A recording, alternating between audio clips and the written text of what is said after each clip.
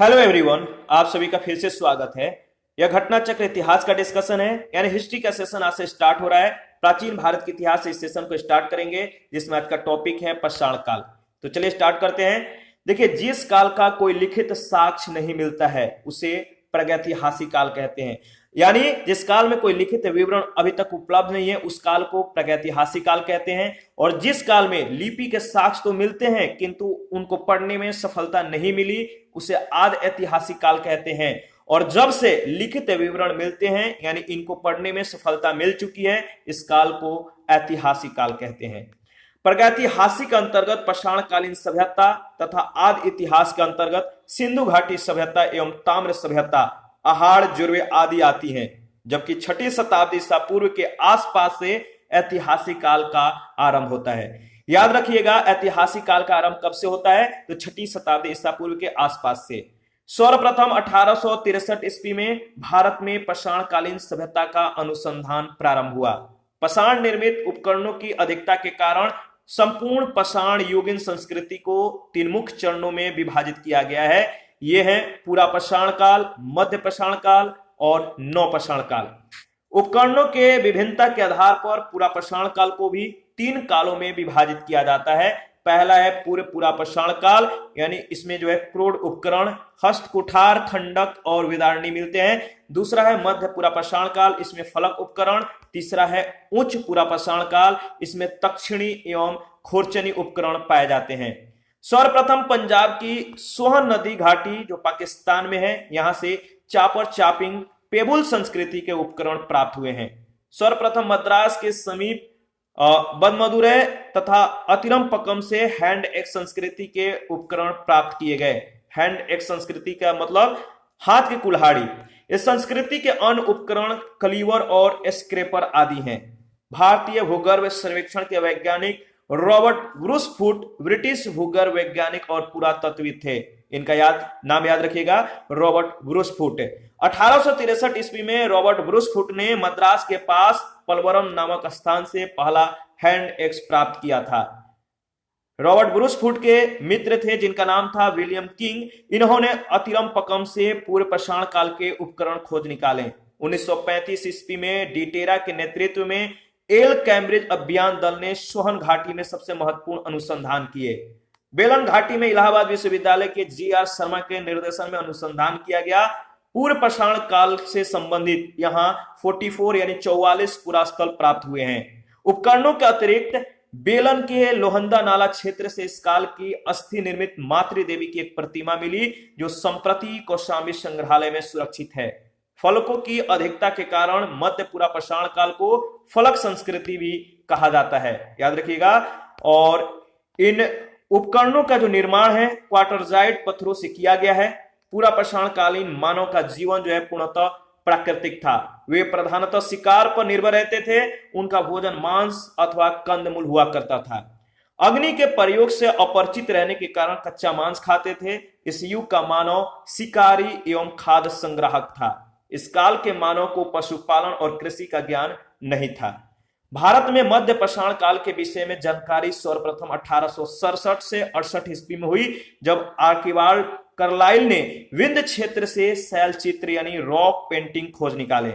मध्य पाषाण काल के विशिष्ट औजार सूक्ष्म पाषाण या पत्थर के बहुत छोटे औजार हैं। भारत में मानव अस्थि पंजर सर्वप्रथम मध्य पाषाण काल से ही प्राप्त होने लगते हैं। याद रखिएगा, मानव अस्थि पंजर कब से प्राप्त होने लगते हैं? तो मध्य पाषाण काल से ही। गुजरात स्थित लंगनाज सबसे महत्वपूर्ण स्थल है। यहां से लघु पाषाण उपकरण जो है, इसका अतिरिक्त पशुओं की हड्डियां, कब्रिस्तान, कुछ मिट्टी के बर्तन भी प्राप्त हुए हैं। यहां से 14 मानव कंकाल भी मिलते हैं। मध्य पाषाण कालीन मदहा उत्तर प्रदेश के प्रतापगढ़ जिले में, जहां से हड्डी और सिंह निर्मित उपकरण प्राप्त हुए हैं। जी.आर. शर्मा ने मदाहा के 3 क्षेत्रों का उल्लेख किया है, जो झील क्षेत्र और बुचड़खाना संकुल क्षेत्र एवं कब्रिस्तान निवास क्षेत्र में बटा था। बुचड़खाना संकुल क्षेत्र से हड्डी और सिंह निर्मित उपकरण एवं आभूषण जो है यहाँ पर बड़े पैमाने पर पाए गए हैं। डॉक्टर जय नारायण पांडे के द्वारा लिखित पुस्तक क्या है? पुरातत्व विमर्श। याद रखिएगा, डॉक्टर जय नारायण पांडे के द्वारा लिखित पुस्तक का नाम है पुरातत्व विमर्श। इसमें इन्होंने मदहा, सराय, नहरराय एवं दमदमा तीनों ही स्थलों से हड्डियों के उपकरण और आभूषण पाए जाने का उल्लेख किया है। दमदमा में किए गए उत्खनन के फलस्वरूप पश्चिमी तथा मध्यवर्ती क्षेत्रों से कुल मिलाकर 41 मानव शवाधान ज्ञात हुए हैं। इन शवाधानों में से 5 शवाधान युग्म शवाधान है, यानी एक साथ एक कब्र में एक से अधिक मानव को जो है यहाँ पे दफनाया गया है, और एक शवाधान में 3 मानव कंकाल एक साथ दफनाए हुए मिले हैं। शेष शवाधानों में से एक कंकाल मिले हैं और इस प्रकार कुल 48 मानव कंकाल प्राप्त हुए हैं। सराय नाहर से ऐसी समाधि मिली है जिसमें 4 मानव कंकाल एक साथ दफनाए गए थे। यहाँ की कब्रें आवास क्षेत्र के अंदर स्थित थी। कब्रें छिछली तथा अंडाकार थी। बिंद क्षेत्र के लेखैया के शिलाश्रय संख्या 1 से मध्य पाषाणिक लघु पाषाण उपकरणों के अतिरिक्त 17 मानव कंकाल प्राप्त हुए हैं, जिनमें से कुछ सुरक्षित हालत में भी हैं तथा अधिकांश क्षत विक्षत अवस्था में है। अमेरिका के ओरेगोन विश्वविद्यालय के जॉन आर लुकास के अनुसार अगर बात किया जाए तो लेखैया में कुल 27 मानव कंकालों की अस्थियां मिली है। पशुपालन का प्रारंभ जो है मध्य पाषाण काल में हुआ। याद रखिएगा, पशुपालन का प्रारंभ किस काल में हुआ? तो मध्य पाषाण काल में। पशुपालन के साक्ष्य जो है भारत में आदमगढ़ तथा बागौर से प्राप्त हुए। आदमगढ़ मध्य प्रदेश के होशंगाबाद में है और जो बागौर है ये राजस्थान के भीलवाड़ा में है। मध्य पाषाण काल के मानव शिकार करके मछली पकड़कर खाद्य वस्तुओं का संग्रह कर पेट भरते थे। मध्य प्रदेश के रायसेन जिले में स्थित भीमबेटका प्रागैतिहासिक शैल चित्रकला का श्रेष्ठ उदाहरण है। भारत में सर्वाधिक 700 से अधिक शिलाश्रय प्राप्त हुए हैं, जिनमें से 243 को क्रमांक दिया गया है और इनमें से 133 शिलाश्रयों में चित्रकारी प्राप्त हुई है। तो 700 से भी अधिक शिलाश्रय प्राप्त हुए हैं भारत में, जिसमें 243 को क्रमांक दिया जा चुका है और इनमें से 133 शिलाश्रयों में जो है चित्रकारी की गई है। यूनेस्को ने भीमबेटका शैल चित्रों को विश्व विरासत सूची में सम्मिलित किया है। सर्वप्रथम खदानों का उत्पादन जो है नव पाषाण काल में प्रारंभ हुआ। याद रखिएगा, खदानों का उत्पादन किस काल में प्रारंभ हुआ? तो नव पाषाण काल में। इसी काल में गेहूं की कृषि प्रारंभ हुई। नवीनतम खोजों के आधार पर भारतीय उपमहाद्वीप में प्राचीनतम कृषि साक्ष्य वाला स्थल उत्तर प्रदेश के संत कबीर नगर जिले में स्थित लहुरा देव है। यहां से 9000 ईसा पूर्व से 7000 ईसा पूर्व मध्य के चावल के साक्ष्य प्राप्त हुए हैं। उल्लेखनीय है कि इस नवीनतम खोज के पूर्व भारतीय उपमहाद्वीप का प्राचीनतम कृषि साक्ष्य वाला जो स्थल था वो मेहरगढ़ था, जो पाकिस्तान के बलूचिस्तान में स्थित है और यहां से 7000 ईसा पूर्व के गेहूं के साक्ष्य मिले हैं। जबकि प्राचीनतम चावल के साक्ष्य वाला स्थल कोल्डी हवा इलाहाबाद जिले में बेलन नदी के तट पर स्थित है और यहां से जो है 6500 ईसा पूर्व के चावल की भूसी के साक्ष्य मिले हैं। ठीक है, ध्यान रखिएगा। चीन के यांगची नदी घाटी क्षेत्र में लगभग 7000 ईसा पूर्व चावल उगाया गया। मक्का लगभग 6000 ईसा पूर्व का प्रथम साक्ष्य मैक्सिको में पाया गया। बाजरा 5500 ईसा पूर्व चीन में, सुरगम 5000 ईसा पूर्व पूर्वी अफ्रीका में और राई जो है 5000 ईसा पूर्व में दक्षिण पूर्व एशिया और जई जो है 2300 ईसा पूर्व यानी 2300 ईसा पूर्व में यूरोप में सर्वप्रथम उगाया गया। मेहरगढ़ से पाषाण संस्कृति से लेकर हड़प्पा सभ्यता तक के सांस्कृतिक अवशेष प्राप्त हुए हैं। मानव कंकाल के साथ कुत्ते का कंकाल बुर्जहोम जम्मू कश्मीर से प्राप्त हुआ। गर्भ आवास के साक्ष्य भी जो है यहीं से प्राप्त हुए हैं। इस पूरा स्थल की खोज वर्ष 1935 में डीटेरा एवं पीटरसन ने की थी। इनका नाम याद रखिएगा, डीटेरा और पीटरसन का। और गुफ कराल कश्मीर में स्थित नौ पाषाणिक स्थल है। जो गुफ कराल है कश्मीर में स्थित क्या है? नौ पाषाणिक स्थल है। गुफ कराल का अर्थ होता है कुलाल अर्थात कुम्हार की गुहा। यहाँ के लोग कृषि और पशुपालन का कार्य करते थे। चिरांद जो है बिहार के सारण जिले में स्थित है। यहाँ से नौ पाषाणिक अवशेष प्राप्त हुए हैं। याद रखिएगा, चिरांद बिहार के सारण जिले में स्थित है और यहाँ से नौ पाषाणिक अवशेष प्राप्त हुए हैं। यहाँ से हड्डी के अनेक उपकरण प्राप्त हुए हैं। यहाँ से प्राप्त उपकरण हिरण के सींगों से निर्मित हैं। नौ पाषाण युगीन जो है दक्षिण भारत में मृतक को दफनाने के स्थल के रूप में वृहत पाषाण स्मारकों की पहचान की गई। नवपाषाण कालीन पुरास्थल से राख के टीले कर्नाटक में मैसूर के पास जो है वेलारी जनपद में स्थित संगनकल्लू नामक स्थान से प्राप्त हुए। पिकलीहल, उतनूर आदि स्थलों से भी राख के टीले मिले हैं। ये राख के टीले नवपाषाण युगीन पशुपालक समुदायों के मौसमी शिविरों के जले अवशेष हैं। आग का उपयोग नवपाषाण काल की महत्वपूर्ण उपलब्धि थी। तो याद रखिएगा, आग का जो उपयोग हुआ है कब हुआ है, तो नवपाषाण काल की यह जो है महत्वपूर्ण उपलब्धि थी। तो नवपाषाण काल याद रखिएगा। देखिए, धातुओं में सबसे पहले तांबे का प्रयोग हुआ। इस चरण में पत्थर और तांबे के उपकरणों का साथ साथ प्रयोग जारी रहा। इसी कारण इसे ताम्रपाषाणिक संस्कृति कहा जाता है। ताम्रपाषाणी का अर्थ होता है पत्थर और तांबे के प्रयोग की अवस्था।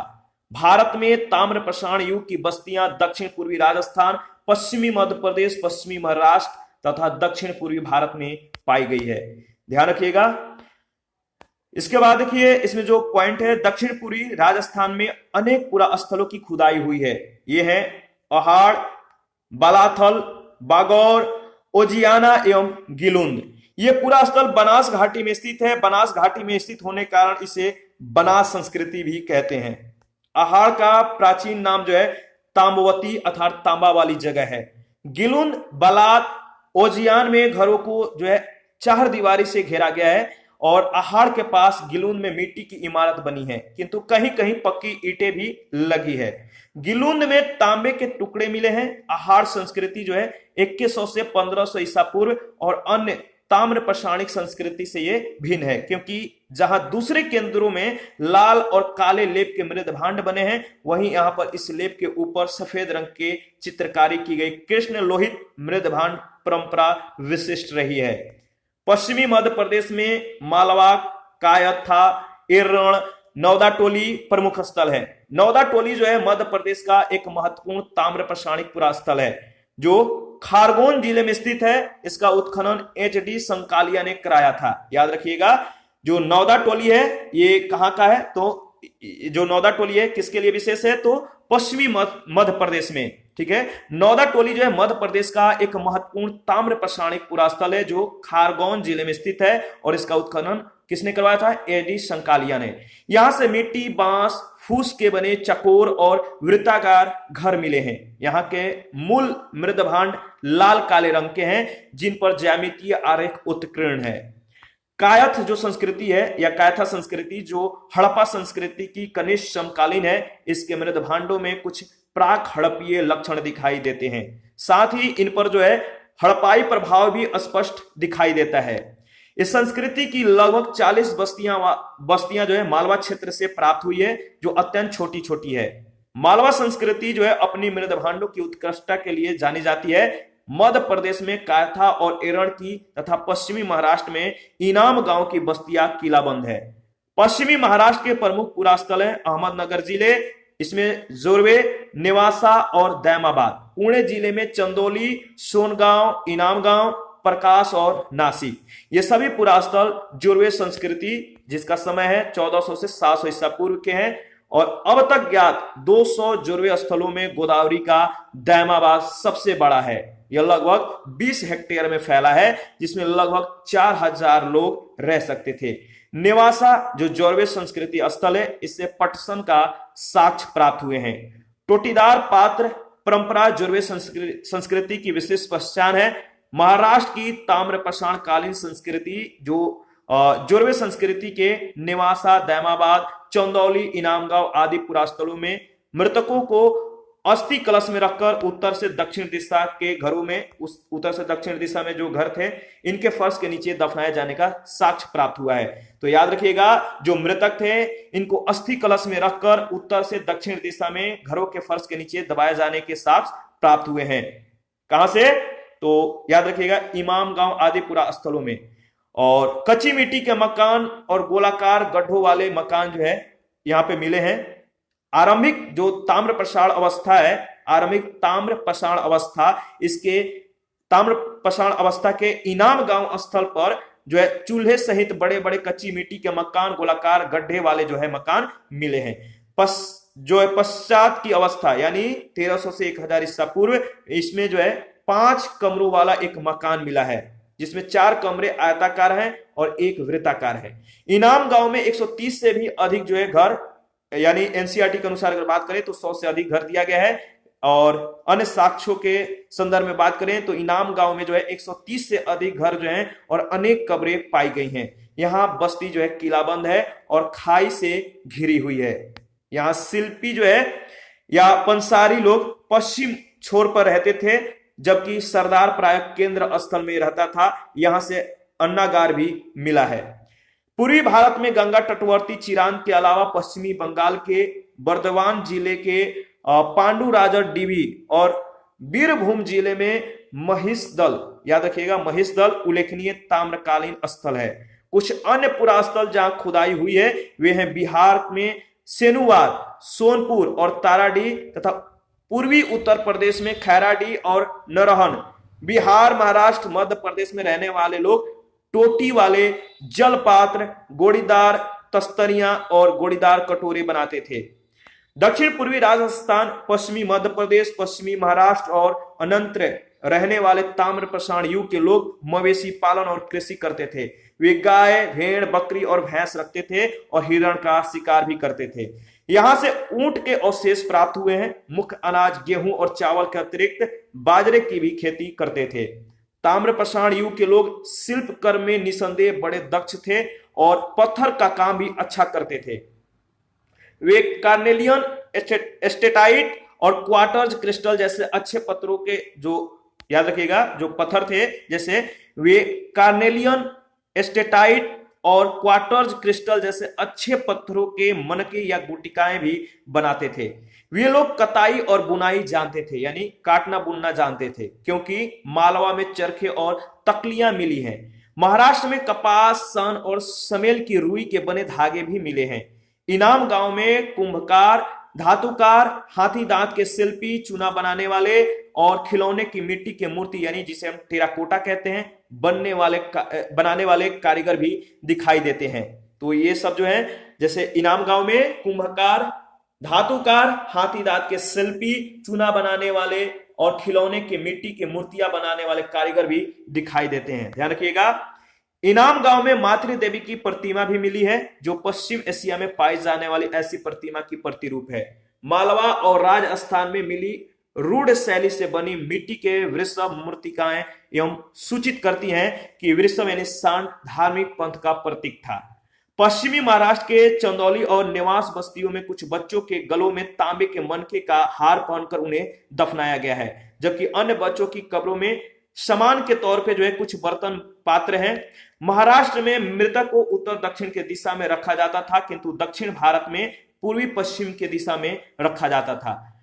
तो याद रखिएगा, जो मृतक थे महाराष्ट्र में उत्तर दक्षिण के दिशा में रखे जाते थे, किंतु दक्षिण भारत में पूर्व पश्चिम के दिशा में।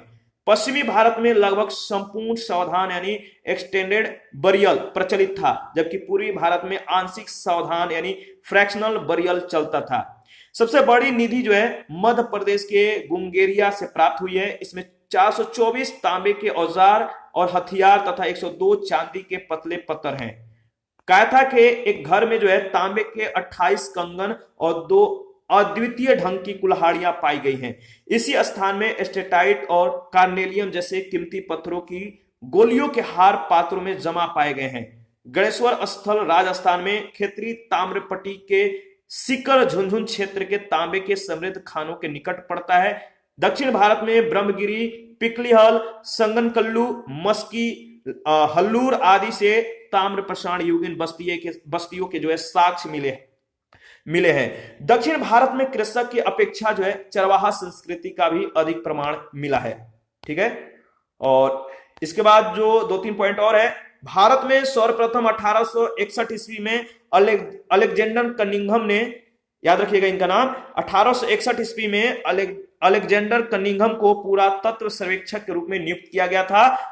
देखिए, इससे संबंधित एक प्रश्न जो है पूछे जाते ही हैं, और ये प्रश्न जो अलेक्जेंडर कनिंघम से संबंधित जो प्रश्न है, ये प्रश्न जो है बहुत बार पूछा भी जा चुका है। भारत में 1861 ईस्वी में अलेक्जेंडर कनिंघम को पुरातत्व सर्वेक्षक के रूप में जो है नियुक्त किया गया, और 1871 ईस्वी में पुरातत्व सर्वेक्षण को सरकार के एक विभाग के रूप में गठित किया गया था। 1901 ईस्वी में लॉर्ड कर्जन के समय में इसे जो है भारतीय पुरातत्व सर्वेक्षण के रूप में केंद्रीकृत कर जॉन मार्शल को इसका प्रथम महानिदेशक बनाया गया था। 1902 ईस्वी में जॉन मार्शल ने कार्यभार ग्रहण किया। इस पर आधारित पहला प्रश्न है, रॉबर्ट ब्रूस फुट थे क्या थे? तो पहला प्रश्न है और यह प्रश्न बहुत बार पूछा भी जा चुका है, रॉबर्ट ब्रूस फुट क्या थे? तो बताइए। शुरू में ही हम लोगों ने इनके बारे में डिस्कस किया था, मैंने बोला था वहीं पर कि इनका नाम याद रखिएगा, ये किसके लिए जाने जाते हैं। देखिए एनसाइक्लोपीडिया के अनुसार अगर बात करें, एनसाइक्लोपीडिया ब्रिटानिका के अनुसार, तो रॉबर्ट ब्रूस फुट ब्रिटिश भूगर्भ वैज्ञानिक और पुरातत्वविद थे, जो कि हम लोगों ने इसके बारे में भी डिस्कस किया है। जूलॉजिकल सर्वे से संबंध रॉबर्ट ब्रूस फुट ने 1863 ईस्वी में भारत में पाषाणकालीन बस्तियों के अन्वेषण की शुरुआत की।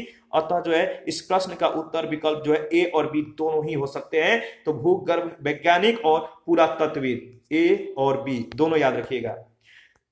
सेकंड नंबर क्वेश्चन है, कोपेनहेगन संग्रहालय के सामग्री से पाषाण, कांस्य और लौह युग का त्रियुगीन विभाजन किया था। इसका सही जवाब क्या है?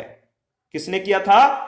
कोपेनहेगन संग्रहालय के सामग्री से पाषाण, कांस्य और लौह युग का त्रियुगीन विभाजन किया था। सही है थॉमसन ने, ए ऑप्शन। देखिए डेनमार्क के कोपेनहेगन संग्रहालय में 1818 और 1820 में एक आयोग की रिपोर्ट के अनुसार सामग्री के आधार पर पाषाण, कांस्य और लौह युग का त्रियुगीन विभाजन क्रिश्चियन जर्गेनसन थॉमस ने किया था। यद्यपि थॉमसन ने 1836 ईस्वी में इसी वर्गीकरण के अनुसार संग्रहालय की वस्तुओं का विवरण प्रकाशित किया था।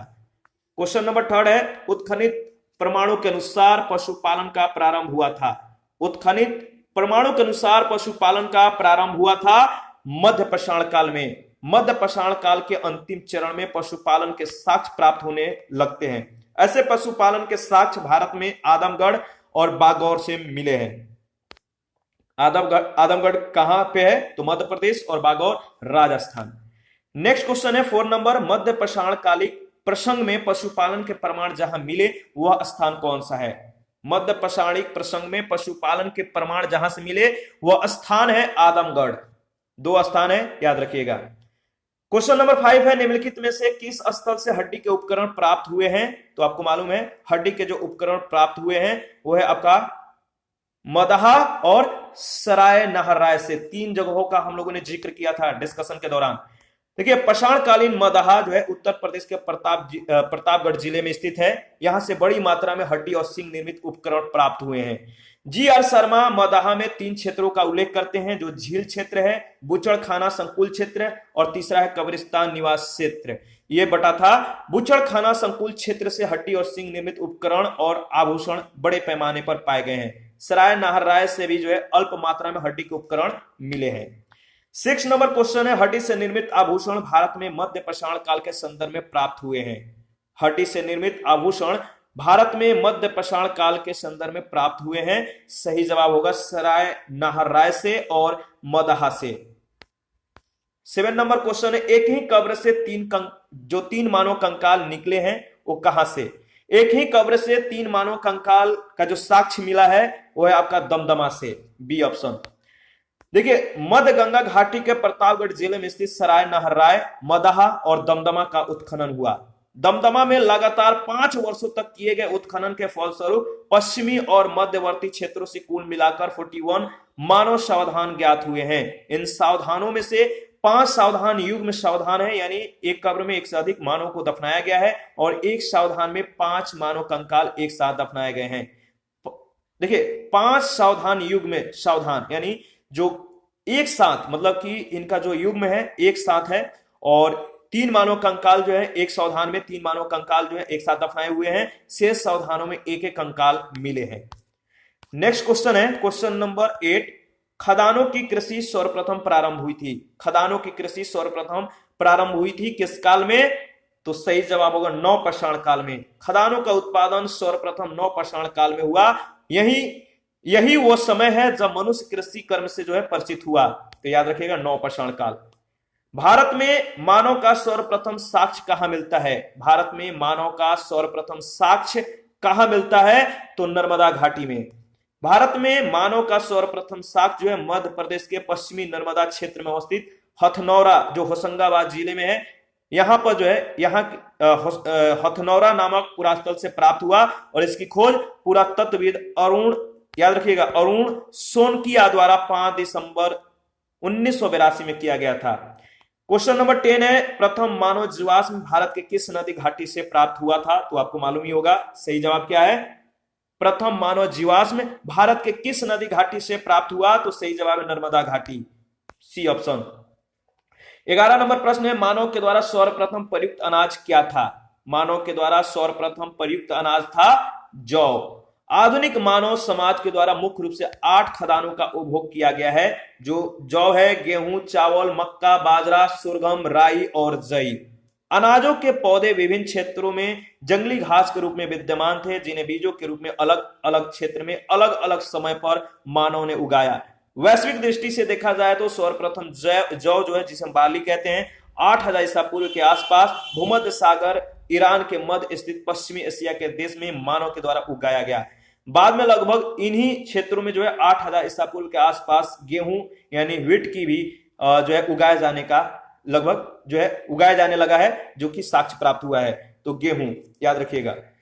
क्वेश्चन नंबर 12 है, भारतीय उपमहाद्वीप में कृषि के प्राचीनतम साक्ष्य प्राप्त हुए हैं। भारतीय उपमहाद्वीप में कृषि के प्राचीनतम साक्ष्य प्राप्त हुए हैं, कहां से? तो सही जवाब है लहुरा देव से।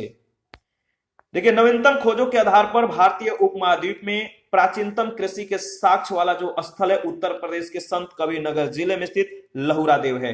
यहां से 9000 ईसा पूर्व से 7000 ईसा पूर्व तक के बीच जो है चावल के साक्ष्य प्राप्त हुए हैं। और उल्लेखनीय है कि इस नवीनतम खोज के पूर्व भारतीय उपमहाद्वीप का प्राचीनतम कृषि साक्ष्य वाला स्थल मेहरगढ़ पाकिस्तान के बलूचिस्तान में स्थित है और यहां से 7000 ईसा पूर्व के गेहूं के साक्ष्य मिले हैं। जबकि प्राचीनतम चावल के साक्ष्य वाला स्थल है वह है कोल्डी हवा, इलाहाबाद जिले के बिलन नदी के तट पर स्थित। यहां से जो है 6500 ईसा पूर्व के चावल के भूसी के साक्ष्य मिले हैं।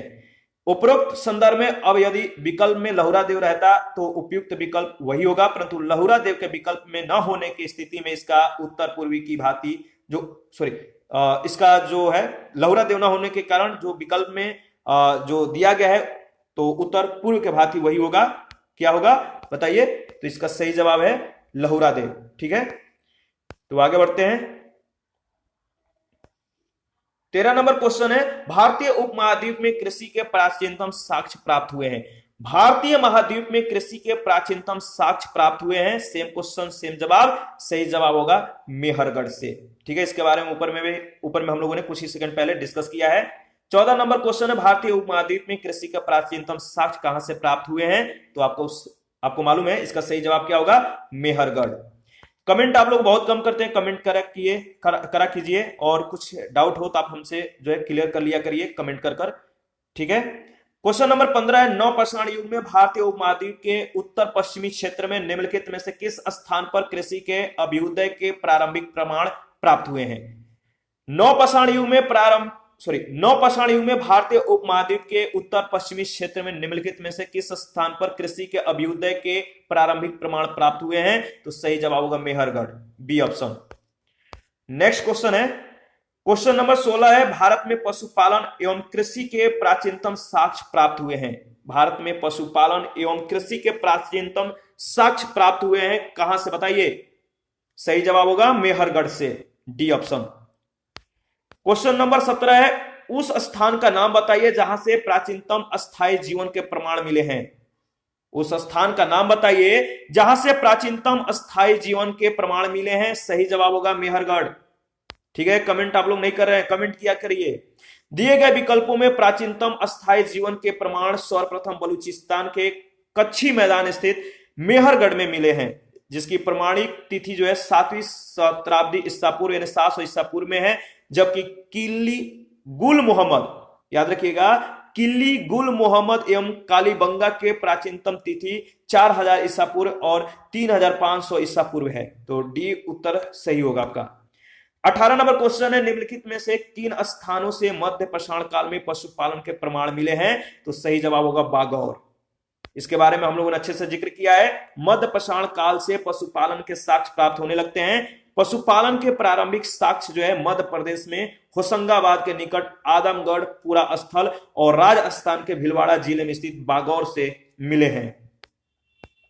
19 नंबर क्वेश्चन है, निम्नलिखित में से किसको चालकोलिथिक युग भी कहा जाता है? बताइए किसको चालकोलिथिक युग भी कहा जाता है? तो सही जवाब है ताम्रपाषाण युग को। ठीक है, तो सी ऑप्शन आपका बिल्कुल सही है। नेक्स्ट क्वेश्चन 20 नंबर, निम्न में से किस एक पुरा स्थल से पाषाण संस्कृति से लेकर हड़प्पा सभ्यता तक के सांस्कृतिक अवशेष प्राप्त हुए हैं? बताइए निम्न में से किस एक पुरा स्थल से पाषाण संस्कृति से लेकर हड़प्पा सभ्यता तक के सांस्कृतिक अवशेष प्राप्त हुए हैं? सही जवाब है मेहरगढ़। बलूचिस्तान यानी पाकिस्तान में स्थित पूरा स्थल मेहरगढ़ से पाषाण संस्कृति से लेकर हड़प्पा सभ्यता तक के सांस्कृतिक अवशेष प्राप्त हुए हैं। 21 नंबर है, नौदा टोली का उत्खनन किसने किया था? नौदा टोली का उत्खनन किसने किया था? सही जवाब है एडी संकालिया ने। नौदा टोली मध्य प्रदेश का उत्खनन दक्कन कॉलेज पूना के प्रोफेसर एडी संकालिया ने कराया था। यह स्थल जो है इस महाद्वीप का सबसे विस्तृत उत्खनित जो है ताम्रपाषाणिक ग्राम स्थल है, जिसकी तिथि जो है 1600 ईसा पूर्व से 1300 ईसा पूर्व के मध्य निर्धारित की गई है। 22 नंबर क्वेश्चन है, नौदा टोली किस राज्य में अवस्थित है? नौदा टोली किस राज्य में अवस्थित है? सही जवाब है Madhya Pradesh, D option. 23 number question है, बृहद पाषाण स्मारकों की पहचान की गई है। बृहद पाषाण स्मारकों की पहचान की गई है किस रूप में? तो मृतक को दफनाने के स्थान के रूप में, बी ऑप्शन आपका बिल्कुल सही है। नवपाषाण युगीन दक्षिण भारत में शवों को विभिन्न प्रकार के समाधियों में दफनाने की परंपरा विद्यमान थी। इन समाधियों को जो विशाल पाषाण खंडों से निर्मित है बृहद पाषाण या मेगालिथ के नाम से जाना जाता है। इनके विभिन्न प्रकार हैं, जैसे शिष्ट समाधि, pit circle, cairn circle, dolmen, umbrella stone, hood stone, कंदराय, मेहिर आदि। 24 नंबर क्वेश्चन है, राख का टीला निम्नलिखित किस नौपाषाणिक स्थल से संबंधित है? राख का जो टीला है, राख का टीला निम्नलिखित किस नौपाषाणिक स्थल से संबंधित है? इसका सही जवाब क्या होगा? देखिए कर्नाटक में मैसूर के पास वेलारी जनपद में स्थित संगनकलू नामक नौपाषाण कालीन पुरा स्थल से राख के टीले प्राप्त हुए हैं, तो याद रखिएगा संगनकलू। 25 नंबर क्वेश्चन है, भीमबेटका किसके लिए प्रसिद्ध है? तो आपको मालूम है भीमबेटका सबसे ज्यादा इंपॉर्टेंट है, बहुत बार प्रश्नों में पूछे जा चुके, बहुत बार जो ये क्वेश्चन है एग्जामों में पूछे जा चुके हैं। तो भीमबेटका जो है किसके लिए प्रसिद्ध है? तो गुफाओं के शैल चित्र के लिए। और मध्य प्रदेश के रायसेन जिले में स्थित भीमबेटका जो है प्रागैतिहासिक शैल चित्रकला का श्रेष्ठ उदाहरण है।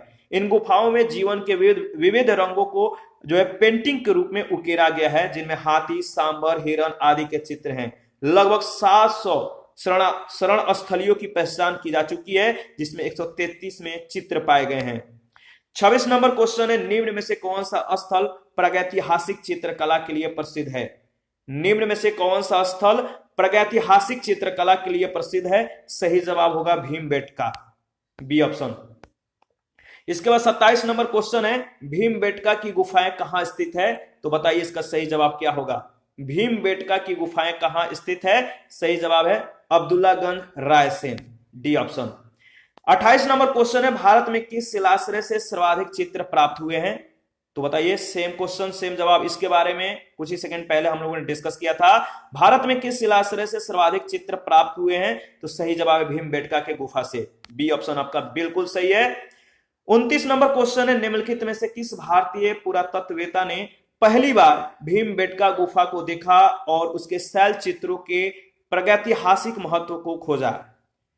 तो बताइए निम्नलिखित में से किस भारतीय पुरातत्ववेत्ता ने पहली बार भीमबेटका गुफा को देखा और उसके शैल चित्रों के प्रागैतिहासिक महत्व को खोजा? सही जवाब होगा वी.एस. वांककर, यानी सी ऑप्शन। मध्य प्रदेश के रायसेन जिले में स्थित भीमबेटका का प्रागैतिहासिक शैल चित्रकला का श्रेष्ठ उदाहरण है। इसकी खोज 1957 में वी.एस. वांककर ने की थी। यूनेस्को ने भीमबेटका शैल चित्रों को विश्व विरासत सूची में सम्मिलित किया है। क्वेश्चन नंबर 30 है, गैरिक मृदभांड पात्र यानी ओसीपी का नामकरण हुआ था। गैरिक मृदभांड पात्र का नामकरण हुआ था हस्तिनापुर में। गंगा यमुना दोआब की सांस्कृतिक परंपरा संभवतः उस संस्कृति के साथ शुरू होती है जिसे अपने अत्यंत विशिष्ट मृद भांड के नमूने के कारण गेरुवड़ी गैरिक मृद भांड संस्कृति, जिसे ओसीपी कहा गया। बीबी लाल ने 1951 में हस्तिनापुर में सर्वप्रथम गैरिक मृद भांड प्राप्त किया था और वही इसका जो है नामकरण हुआ। 31 है ताम्रस में काल में महाराष्ट्र के लोग मृतकों के घर को जो है मैं फिर से इस प्रश्न को दोहरा देता हूं ताकि आपको पूरी तरह से क्लियर हो जाए। कभी कभी जल्दबाजी में जो टंग है इधर उधर हो जाते हैं, तो डोंट माइंड। देखिए, ताम्रस में काल में महाराष्ट्र के लोग मृतकों को घर के फर्श के नीचे किस तरह रखकर दफनाते थे? सही जवाब है उत्तर से दक्षिण की ओर। याद रखिएगा, बहुत इंपॉर्टेंट प्रश्न है। महाराष्ट्र के ताम्र प्रसार कालीन संस्कृति जो जोरवे संस्कृति है, इसके नेवासा, दैमाबाद, कोठे, चंदोली, इनामगांव आदि पुरास्थलों में घरों में मृतकों को अस्थि कलश में रखकर उत्तर से दक्षिण स्थिति में घरों के फर्श के नीचे दबाए जाने के साक्ष्य मिले हैं। कब्र में जो कब्र है, यहाँ पे मिट्टी की हड्डियां, कब्र में मिट्टी की हड्डियां और तांबे की कुछ वस्तुएं भी रखी जाती थी। क्वेश्चन नंबर देखिए, हंडिया मतलब क्या? मिट्टी की हड्डियां, वो नहीं, मिट्टी के बर्तन, जिस हड्डियां कहते हैं, हांडी, हड्डियां नहीं, हंडी। जो मिट्टी के जो क्या होते हैं, जो मिट्टी के पात्र होते हैं, इनको बोलते हैं हंडिया, ठीक है, जिसे घड़ा कहते हैं। निम्नलिखित में से किस स्थल से मानव कंकाल के साथ कुत्ते का कंकाल भी सावधान से प्राप्त हुए हैं? तो सही जवाब होगा बुर्जहोम, बी ऑप्शन। बहुत इंपॉर्टेंट प्रश्न है। यहाँ ये जो प्रश्न है बहुत बार पूछा भी जा चुका है। जम्मू कश्मीर में श्रीनगर के निकट उत्तर पश्चिम में स्थित बुर्जहोम से नौपाषाणिक अवस्था में मानव कंकाल के साथ कुत्ते का कंकाल भी जो है सावधान से प्राप्त हुए हैं। गर्तावास यानी गड्ढे वाले घर भी यहाँ की प्रमुख विशेषता है। 33 है, निम्नलिखित में से किस स्थान पर मानव के साथ कुत्ते को दफनाए जाने का साक्ष्य मिला है? आपको मालूम है, सही जवाब होगा बुर्जहोम। 34 नंबर भी सेम क्वेश्चन है, गर्त आवास के साक्ष्य प्राप्त हुए हैं कहां से? तो गर्त आवास के साक्ष्य जो है बुर्जहोम से प्राप्त हुए हैं। 35 नंबर क्वेश्चन है, विंध्य क्षेत्र के किस शिलाश्रय से सर्वाधिक मानव कंकाल मिले हैं? तो विंध्य क्षेत्र के किस शिलाश्रय से सर्वाधिक मानव कंकाल मिले हैं? सही जवाब होगा लेखैया से। डॉक्टर जो जे.एन. पांडे हैं, जय नारायण पांडे, इनके पुस्तक जो है पुरातत्व विमर्श, इनके अनुसार विंध्य क्षेत्र के लेखैया के शिलाश्रय संख्या 1 से मध्य पाषाणिक लघु पाषाण उपकरणों के अतिरिक्त 17 मानव कंकाल प्राप्त हुए हैं, जिनमें से कुछ सुरक्षित हालत में हैं तथा अधिकांश शत विशत अवस्था में प्राप्त हुए हैं। अमेरिका के ओरेगन विश्वविद्यालय के जॉन आर लुकास के अनुसार लेखैया में कुल 27 मानव कंकालों की अस्थियां मिली है। 36 है, अभिकथन ए करे के विंध्य क्षेत्र के पाषाण युगीन लोगों ने नूतन भूतल काल के अंत में गंगा घाटी में प्रव्रजन किया। कारण जलवायु परिवर्तन के कारण इस काल में शुष्कता का चरण था। इसका सही जवाब होगा देखिए ए ऑप्शन, यानी ए और आर दोनों सही है, आर ए की सही व्याख्या भी है।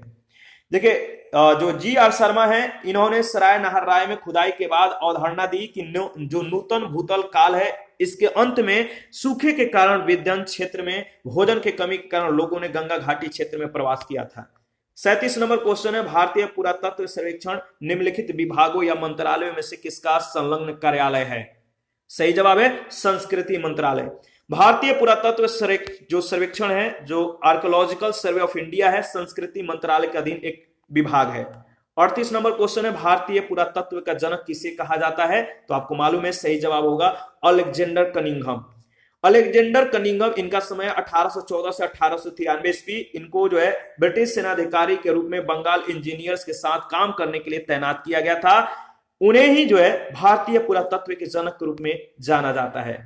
39 है, राष्ट्रीय मानव संग्रहालय कहां पर है?